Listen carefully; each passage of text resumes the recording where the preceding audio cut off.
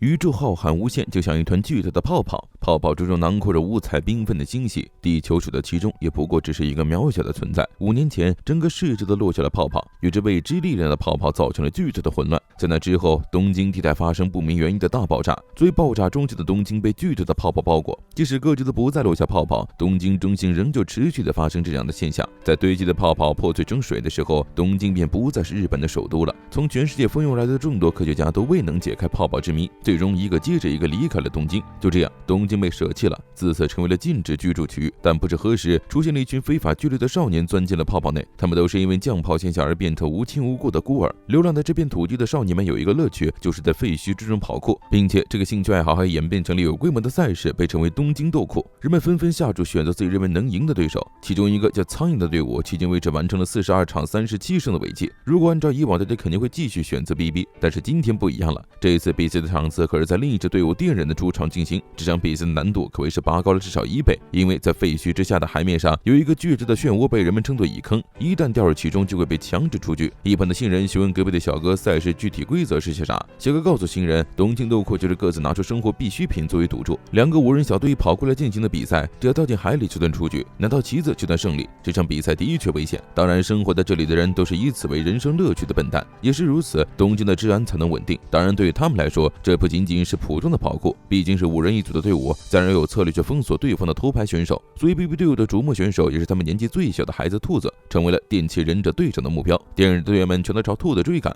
被逼到绝境的兔子决定去挑战一下不远处的野泡泡，结果一脚下去弹到了另一座建筑的楼顶，年久失修的屋顶瞬间垮塌，他差一点就掉进了蚁坑之中。收到通知的风龙虾队长黄毛大哥立刻启动游艇准备去帮忙，其他队员都觉得兔子有点太过莽撞了，毕竟能在课程里跳过野泡泡的就只有男主阿翔了。但此时阿翔并没有参与比赛，因此 BB 队其实少了一名队员。但眼下的情况危急，就算不想参赛，他也及时朝兔子那边赶了过去。即便是野泡泡依然被他操纵的如鱼得水，顺利救下兔子以后，观众们全都发出了欢呼声。阿翔就像独行侠一样独自离开了。此时他的耳边没有欢呼声，没有乌鸦的厉叫，只有遥远的好像来自于泡泡中心所传出的歌声。但是大家没有忘记比赛仍在继续，阿翔直接另辟蹊径，从泡泡和漂浮物之中朝着终点前进，很快甩了电人的人一大截，甚至在大家没有反应过来的时候，已经来到终点拔走了旗帜。这意味着苍蓝队伍再次迎来了胜利。兔子气急败坏地问他刚才为什么丢下自己走了，阿翔却说就在跳向那个泡泡之前肯定没有动脑子，不论如何都要对泡泡很有畏惧之心才行。虽然电人这次输了，但作为前辈的阿信却夸赞了他们，没有从那条断桥上面过是明智的选择。阿信的说话是有分量的，电人的队员们瞬间又有了信心。苍蓝的大家都聚集在废弃的海上保安厅剑桥内，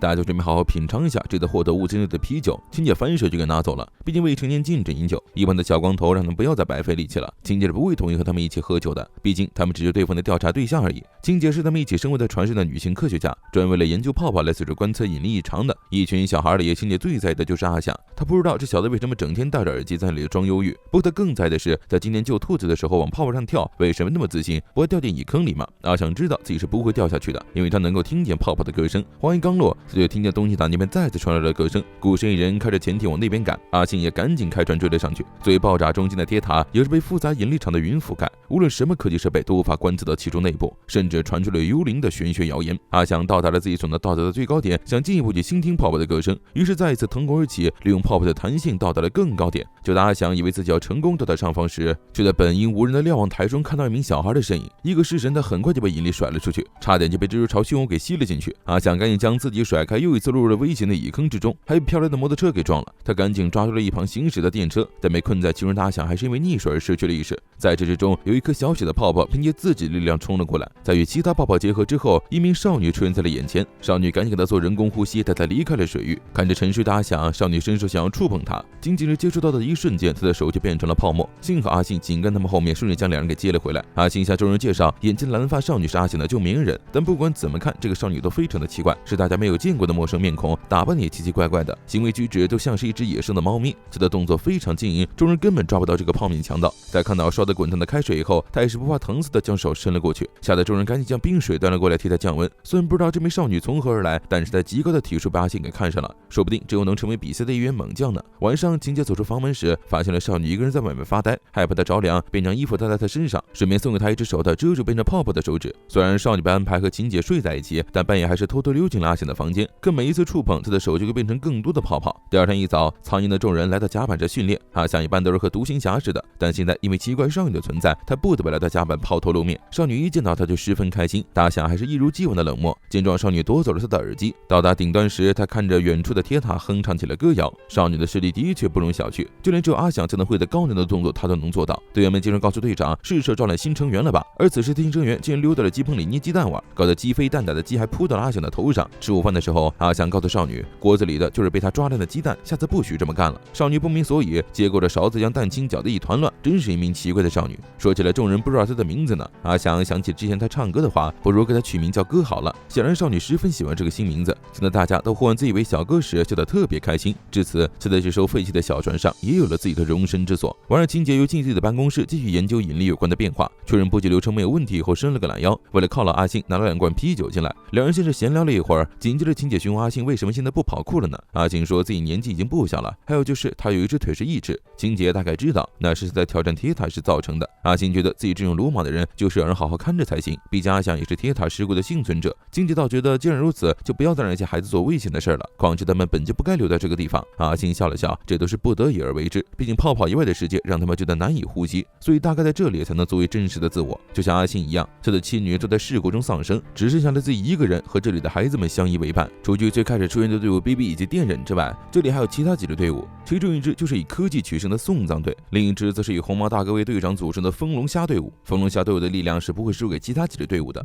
但没奈何他们对上的科技取胜的送葬的队长直接拿红毛当跳板跳到了记者旁边，以极其不公平的形式赢下了这场比赛。但没办法，在这个肉肉强势的世界里，只要能获胜就是赢家。又是一场酣畅淋漓的斗酷比赛。看完比赛以后，众人再次回到了船上休息。金姐站在书架旁时，小哥也跟着走了过来。他似乎对美人鱼的故事很感兴趣。金姐是不太愿意讲这个故事的，因为故事的结尾实在是太悲伤了。他不明白为什么救了王子人鱼公主就要变成泡泡消失。不过小哥想了解这个故事，金姐便跟他依偎在一起，讲起了绘本中的故事。在遥远的海域内有一个人鱼王国，有着美妙歌声的小人鱼向往着人类的世界。来到海面上的他看到了船上的人类王子，一下子就被对方迷住了。在那之后，他像着魔了一般，一直盯着他看，挪不开视线。小哥觉得不和自己一模一样嘛，于是在那之后，他就称呼阿翔为王子，又指指自己说自己是人鱼公主。阿翔想起那天的事，小脸瞬间通红。站得靠得太近了，阿翔能从宇宙一样深邃的眼睛里看到自己的影子。之后，他专门给小哥设计了一套运动服。小哥总是跟在阿翔的身后，但有时总是跑着跑着将他甩在了后面。送葬队通过无人机观察到了他们的状况，决定下一个就挑战 BB。在训练期间，小哥也总会看晴姐房间里面的书籍，去学习关于地球、宇宙乃至生物的知识。看他俩磨合得这么好，其他队员都觉得他们俩肯定能行。宇宙浩瀚无限，美丽又神秘。小哥用自己的泡泡变出一个自己的学习到的物品，让他们像星系一样旋转，而泡泡的正中间则是抱着人鱼公主的王子，这大概就是他心中美丽的童话世界。在成为人类以后，小哥一直都学习着关于这个世界的知识，他尤其喜欢浩瀚的宇宙。晴姐告诉他，据说世界重复着毁灭与重生，聚集再爆，四散开来，然后再次聚集。人类所在的银河系应该会在45亿年后就会和仙女座的星系合并，然后又会爆炸，再次变得分崩离析。而构成人类身体的元素，未来还会再次聚集起来，成为构建其他星球的材料。小哥指了指书上的漩涡，晴姐没笑着告诉他，漩涡在星系、台风、生物分子的构造中都有出现，可以说是生命的一种定式。听到晴姐的话，阿翔不由得想起了东京铁塔顶端的漩涡，聚集在爆炸，真的死了很多人呢，包括他的父母。阿翔从房间离开后，爬上了吊桥的顶端，一口气跳到另一个建筑上。阿翔一离开，小哥也跟着离开了。他发现阿翔竟然在这栋建筑的屋顶上藏了一个小小的花园，这里是阿信的秘密基地。他让小哥不要告诉其他人，不然他们肯定会笑话自己的。小哥好奇地观察着这里的一切，在工具的下方发现了一颗海螺，海螺顶端也有一个漩涡。这对漩涡可太好奇了，以至于又闻又舔，还咬了2口，就差点没把牙给崩掉。他放弃了折磨这个海螺，将它放在耳边，听到里面发出的美妙声音。阿翔还记得这个海螺之前是飘到这个地方来的。他询问小哥，海螺里是不是能听到波浪的声音？小哥立刻点头如捣蒜。在这个地方，阿翔得到片刻的悠闲时光。他没有戴耳机，而是靠在椅背上，倾听大自然的声音，鸟鸣风声，一切都很轻柔。难得有人和自己一起坐在这里。阿翔向小哥倾诉了自己的烦恼。他从小就因为城市的声音太乱而感到害怕。他很奇怪，其他好像都若无其事的样子，但自己这个病也没地方医，让母亲都觉得头疼。他时常会因为汽笛声而感到头疼欲裂，于是母亲送他一副隔音耳机，还带他去了医院治疗。但不论辗转多少趟医院，没有找到解决的办法。母亲将他送到了特殊儿童机构。在泡泡落下的时候，他和其他小伙伴都在铁塔上，紧接着发生了爆炸。等他醒来的时候就已经被救出来了，但当时具体发生了什么他都不记得了。了。只记得当时听到了一阵歌声，他并不讨厌那个声音，所以他一直寻找那个声音的来源。他第一次和别人倾诉这么多，感觉心情都变得很好。小哥想要伸手触碰他，安慰他，但还是收回了手。一阵小跑到外面的花园处，朝广阔的视野里头唱起了歌。歌声响起的时候，周围的泡泡都轻轻地飘了起来，整个世界好像陷入一场温柔的漩涡之中。阿翔随着小哥的脚步和他一起在悬浮的青苔块上奔驰，就像两块紧紧吸引又互相分离的泡泡一样。但泡泡易碎，所以在到达终点的时候，阿翔想要和小哥击掌，就被对方给躲开了。晴姐观察着最近的数值，发现自从小哥来了以后，引力波的数值开始变得不太稳定了。同样察觉到这一点的还有送葬的人，他们潜入到游艇上的晴姐给绑架了，甚至将视频发到网站上，生怕他们不知道似的。除此之外，他们还下了挑战书，约好了在香气的中午进行跑酷比赛，而奖品就是晴姐。这个小哥气坏了，他一把夺过挑战书，揉吧塞进嘴里，吃掉了，以表决心。他要揍扁这群家伙救回晴姐。这可是小哥的首战，再加上对方的绑架行径太过卑劣了，众人一脸杀气来到现场。不远处静观其变的店人队长询问风龙虾送葬队有什么要求，听到他们想苍凉的船以后，直接吓了一跳。而且这还是送葬主动下的挑战书，也不知是吉是凶。队长告诉队员们，和他们进行跑酷比赛一定要尽力回避掉战斗，以速度为先。他让机器和兔子牵制自己去拔旗，而阿翔和小哥负责扰乱敌人。说话间，送葬队的人已经来了，一个看上去就不是什么好鸟，甚至用无人机直播这场比赛。队长告诉他们，随便你们怎么播，反正到最后只有你们的惨状。站在裁判席的阿信一声令下后，两个队伍直接窜了出去。不得不说，在科技的加持下，送葬队的人遥遥领先。有了这双鞋子，送葬有如神助，不仅能赶路，还能扰乱对手。机器一不留神就被对方从楼上踹了一脚，差点掉进蚁坑里。兔子这边也不容乐观，被推下去以后，直接朝着机器跑过去。没想到送葬的人是真想下死手，直接推倒了一栋废弃的建筑，想要两人给压死。兔子立刻拉着机器的手一起跳进了海里，虽然保了一命，但因此丧失了比赛资格。送葬队的下头行为引起了风龙虾和店人的不满，他们立刻驱车去救兔子两人，让他们放心的比赛一定要赢下那群人渣。三人刚到桥梁上，整座桥又开始垮塌，完全陷入了对方的控制中。被逼到了临界点，队长差一点就要掉进水里了，但三人的情况不容乐观，这一下是被逼到死角了。队长阿翔不要莽撞，如果跳下去的话，可能会被蚁坑的引力拖走，那可就正中下怀了。现在他们要想新的办法才行。送葬派了两人专门在这把守，其余人继续到终点前进，可谓是卑鄙至极。因为这个地方光靠一个人力量是没有办法跳过去的，继续下去只会越拉越远。听到他们的对话，小哥紧紧盯着眼前的漩涡，接着毫不犹豫地跳了下去。伴随着的歌声，漩涡中出现一个巨大泡泡，将他给弹了起来。他轻易地在漂浮之间穿梭，在场的观众都惊呆了，没想到 BB 还有隐藏高手。顺利穿过漩涡以后，正在顶端的小哥呼唤阿翔的名字，队长立刻滑到了下面，他要给阿翔做跳板，至少让他也跳得过去才行。他用力地将阿翔给扔了出去，紧接着阿翔以敏捷的身手跳到了小哥身边，两人自信对视以后，再以100%的同步率朝前进。原本在此处蹲守的两名对手立刻追了过去，想要阻止他们，结果跟不上小哥的脚步，直接被击溃了。他一边唱着歌，一边前进，似乎很享受这场追逐。看着他的身影，阿翔不自觉的脸红了，大声的告诉小哥一起前进吧。说完这话后，随着他的动作，耳机飞了出去，就像是跟过去做一场告别。两人从倒塌的高楼之下，踩着穿梭的悬浮电车前进。所有人都在为两人欢呼的时候，送葬的队员再次起了杀心，想要拦住阿翔是划破了他的脸。但即便如此，他们两人依旧没有停下前进的步伐，因为剧烈的撞击，悬浮的电车岌岌可危。阿翔先一步跳上塔顶，朝小哥伸出了手。正在这一刻，小哥却有些犹豫。眼看送葬的队伍越来越近，他终于下定了决心，一个弹射起步，将那坏小鬼踢了下去。在引力快给他拖走之前，阿翔牵住他的手，在接触到对方的一瞬间，小哥的手变成了泡泡。阿翔用力将他给扔了上去，让他继续前进。虽然失去了一只手臂，但小哥依然朝着终点奔跑。最终他顺利摘下了旗帜，所有人都在为这场比赛结束发出欢呼。阿翔跳上平台以后，想查看小哥的情况，却发现他躲着自己。等全员到齐以后，晴姐也被救了下来，他一把就扑到阿翔的怀里，而站在身后的小哥只能羡慕地看着他们。晚上，三个队的人齐聚一堂，庆祝今晚的胜利。兔子注意到阿翔没有戴耳机，便问有没有吵到他，但阿翔没有暴躁，也没有离开，反而看上去很开心的样子，这太奇怪了，大家都惊了。毫不自觉的阿翔还在发表他的感言，今天的比赛要靠自己肯定赢不了，所以要谢谢大家。没想到这个万年老傲娇居然向大家道谢了。欢声笑语中，他们忽然注意到作为头等功的小哥竟然不在，他一个人待在阿翔的秘密花园里，听到了来自远处漩涡传来的歌声。他与歌声共鸣之后，一个巨大的黑色漩涡出现在了眼前。小哥忽然想起了小美人鱼的故事，姐姐们希望人鱼公主能回到海中，所以这些泡泡都警告小哥让他赶紧回到海中，否则他也会像人鱼公主一样消失。泡泡消失的瞬间，他看到了许许多多的漩涡，整个世界一片死寂，直到阿翔找到他。自回过神来，阿翔让他把手伸出来，为了庆祝第一次胜利，他将海螺送给了小哥。这个礼物让他觉得非常开心，这样他就可以随时听到波浪的声音了。借此情景，阿翔也坦白道，他一直觉得自己就是自己，但其实不对。直到小哥的出现，他第一次成为了自己。多亏这的到来，说得很感谢小哥的存在。泡泡再一次漂浮起来，两人被围绕在中间。阿翔正想向小哥表白亲上去时，却听到了漩涡里传来变调的歌声，带着不安的红色泡泡像初雪一样降临到这片大陆上。这些泡泡的降临方式和5年前一模一样，这是第2次降炮现象。情节意识到他们必须马上离开东京，兔子却告诉他们，阿翔和小哥还没回来呢。因为泡泡的降落，水面再次上升，废墟发生了坍塌。阿翔想要抓住差点滑下去的小哥，却扑了个空。直到这时，这才发现小哥的身体内一直不断涌现出泡泡。在结束的泡泡的一瞬间，他看到了宇宙，紧接着是太阳、星系，最后到了地球。他忽然忘记了那天发生爆炸之前，尼奥的自己看到了许许多多的泡泡漂浮在空中。小哥的话似乎也印证了他的回答。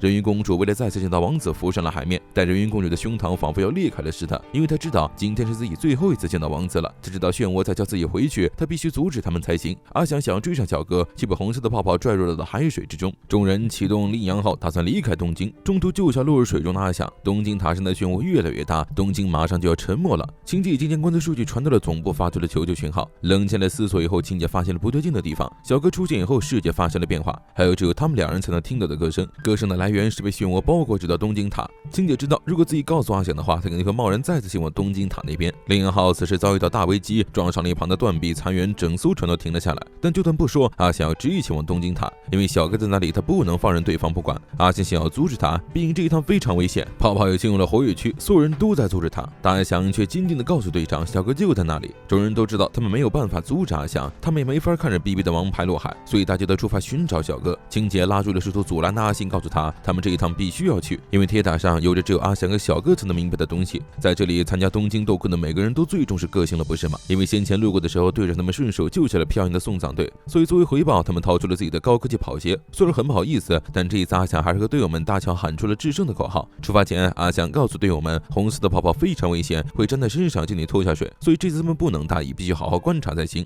该说不说，送葬队的鞋子是真好使，让本就身手敏捷的众人以极快的速度跑过来追赶上来的红色泡泡。到了最危险的地方以后，众人才察觉到不对，铁塔下的蜘蛛巢分裂成了2个，他们在以极快的吸引力将周围的东西吞噬殆尽。阿翔让队友们以煮着的碎片为踏板，直接攀上眺望台。机器觉得这简直是在强人所难，最后一个碎片可是要跳整整30米才能够到。就在这时，一个让人心安的声音响了起来，阿星竟然也到达了那个地方。他虽然很想说自己是来接他们回家的，但既然他们要去那么危险的地方，果然还是要自己这位老兵来带他们才行。众人激动极了，没事的阿星竟然要重出江湖了。阿星告诉他们，自己会替他们找到通往最后一个碎片的路线，然后他要让阿翔跟上自己。他在这里挑战的次数可不止比阿翔多1倍，是非常值得信任的老手。时间不等人，阿翔以极快的速度替后辈们开了路。众人第一次见识到传说中的极限特技，简直帅得不行。3人拉住了梯子，给队长阿翔一个起跳点。接着队长再次跟阿翔合作，他阿翔一定要带着小哥一起回来。在席子的助力下，阿翔跳到了自己所能到达的极限，但引力实在太强了，他差点要被拽下去。阿信见状，立刻来到了最下方，用脚为阿翔施力，将他推出去，献祭了自己的假肢。到达最高点的阿翔静静聆听着泡泡的歌声，找到一个平衡点以后，再次用最快的速度跳进了泡泡内部。在他进入泡泡的一瞬间，下面2个蜘蛛巢就关闭了，周围恢复了风平浪静的模样。阿信告诉准备离开的阿翔，那上面就是自己没能到达的地方了。他相信阿翔一定可以将小哥救回来的。来到让望台内部以后，阿翔惊讶地发现这里的时间好像被定制在了5年前。他还见到了小时候的自己，